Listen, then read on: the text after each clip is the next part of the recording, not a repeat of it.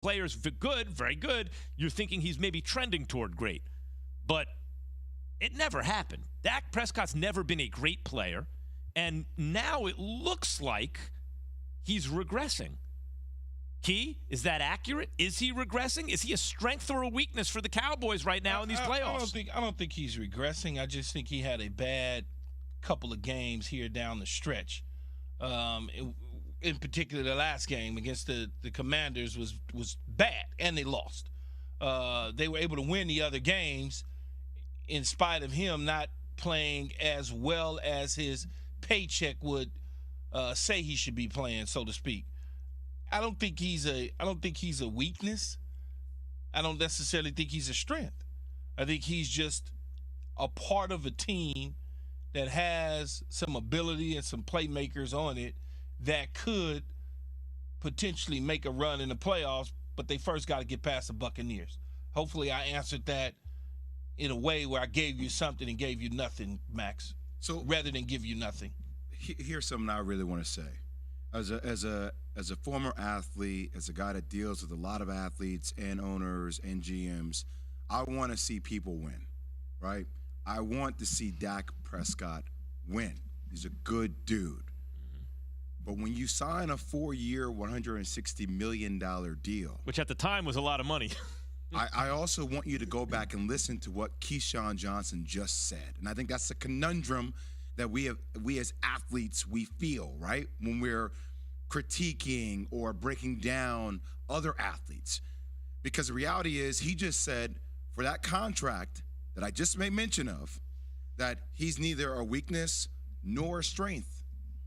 But when you're promoted as being the quarterback of America's team, when people see the upside of saying that 1 year before he got hurt, he was in the MVP conversation, even though they were losing games, you feel like, all right, like you have all the pieces. The team may not be hitting their stride, but at the end of the day, we see quarterbacks who are that top tier carry the load for their team. And we're sitting here talking about Dak being neither a weakness nor a strength, just being an I think, well, that's what makes it challenging. Look at the screen right now if you have ESPNU on. Dak Prescott this season, there's a screen entitled Turnover Bug for those listening on the radio. 15 interceptions, tied with Davis Mills for the most in the NFL this season. But keep in mind, Cooper Rush played a bunch of games and won all but one of them essentially by not turning the ball over, right? So Dak has had fewer games to play. Dak's played in 12 games this year. Out of 17, and yet he's tied for the most turnovers in the NFL. Seven consecutive games with an interception. That's the longest since 2004 by a Cowboys player. 3 interceptions returned for TDs. That's tied for the most in the NFL. But Key, the question was when Cooper Rush was winning those games, because he's obviously not as talented as Dak Prescott, the question was, will they keep that blueprint?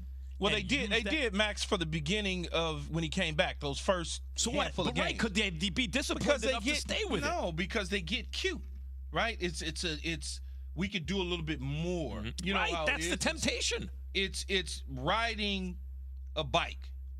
Oh, I could go faster down the hill. I could go down the hill. I don't have to, and then all of a sudden, boom, you hit a rock, and then all of a sudden you tumbling and your elbows are scratched up.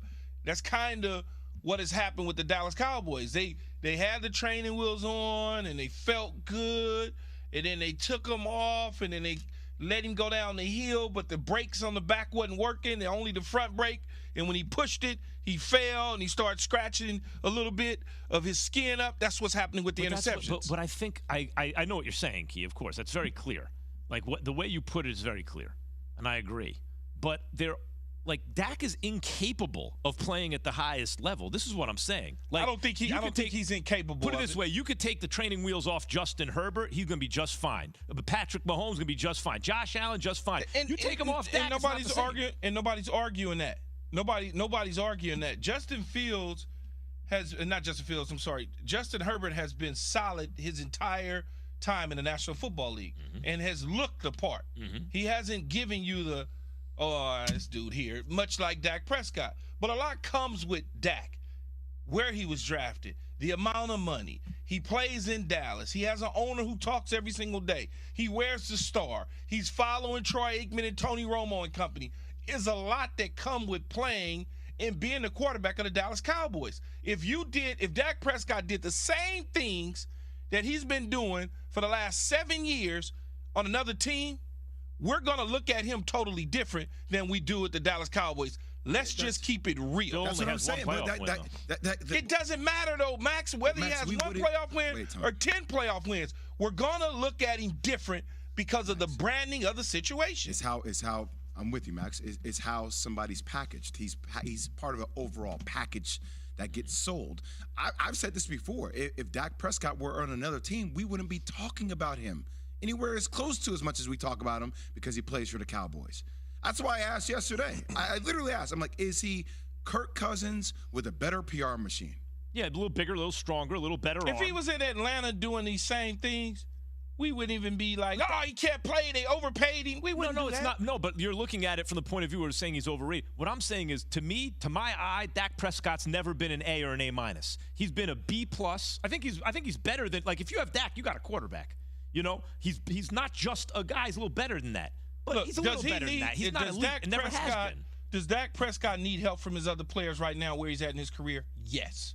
Yes, he does. Does CeeDee Lamb have to help him, and Zeke and Pollard and company? Yes, they have to help him. There's no question about it. For the Dallas Cowboys to be that team of destiny, so to speak, that'll be playing in Arizona. He can't do it by himself. He doesn't have what a handful of quarterbacks in the history of this game has had, which is, okay, no matter what, I'm getting ready to lead the charge. He's not Joe Montana. It's just not, it's not that. Yep. So let's stop trying to make him something that he's not and look at his strengths but I think what he's capable of doing. The conversation here, Key, I think, which is new, is that a year ago you might have said, and you did say, he has his foot like Derek Carr, like one in each bucket, the top bucket and the other bucket. I think he all the way in the number 2 bucket. He's now in the number 2 bucket. He got a chair. He's got a chair. Yeah, he's sitting in the chair reading a newspaper in the bucket. But it's toward the top of that bucket. You think he's in the middle of the number 2 bucket? Let me ask you about a bucket this year that you've seen thus far. So you said Russell Wilson, Geno Smith, same thing, right? And it's panned out. It's panned out that way. You called it. Geno Smith, Dak Prescott. Who are you going to take this year? This year? I'm still gonna take Dak Prescott. I'm still taking Daniel Jones or Dak Prescott. That's where the conversation is going with Dak. Still taking Dak Prescott. I think I take Daniel Jones. I think the Geno Smith, Dak Prescott thing is interesting. Daniel Jones don't turn it over. The fact that we're even having a conversation. No, Daniel Jones does turn it over. He just hasn't. Hold on. The fact that you have to think about that, Key. A year ago, you would not even have to think about that. Not even close. Well, that's partly. But no, that's partly because of where Geno went up. That's what I'm saying. That's my point, though. Yeah, but Geno went up and Dak slid a little bit. And if you asking me that question, then I'm still taking Dak. I'm taking Dak over I'm taking Dak over Tua. I'm taking Dak over Kyler Murray. I'm taking Dak over Geno, Daniel Jones. There's a lot of quarterbacks I'm taking Dak over. Oh, legit. I mean, I don't know if I would take him over all those guys. I don't know if I would take him over Daniel Jones either right now. Y'all Giant fans, I'm going to leave that alone. Well, that's fair. No, it's fair. I'm going to leave that alone. If I wasn't a Giants fan, I might not feel that way, but I like my guy. I just said Geno Smith. Yeah, but Geno, he's better than Geno Smith, man. I like Geno. Geno deserves an extension. You can have more talent. It doesn't mean it always translates to the field being better. Geno has played better at times. There you go. Yep. That's why I said this year. I said this year. He's made you go, oh, okay. There's a resurgence with his career. So it certainly looks a perception better. of the division is different. Like, we look at the Eagles and go, oh, they got Jalen Hurts. Whereas to start the season, it's like, well, the Cowboys got the best quarterback in the division. They're that gives them an advantage. We don't think that anymore. We think, no, actually, the Eagles have an advantage. They got the best quarterback. To be honest with you, I don't know if I think that, though, Max. You think that Dak is better than Jalen? I think that Dak has screwed some stuff up recently over the last several games and through picks. So it makes you go, what the hell? Mm-hmm. But when you look at that division, he may still be the best pure quarterback in the division.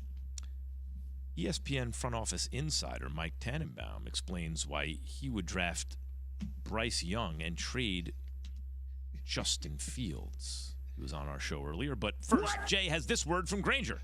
You just said that so cool, calm, and collective. I was just wondering why he was on. I laughed because I was wondering why he was on our show. That is erroneous.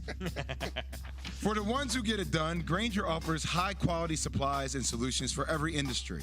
as well as access to product specialists who have the knowledge and experience to answer your toughest questions. Plus, their commitment to being your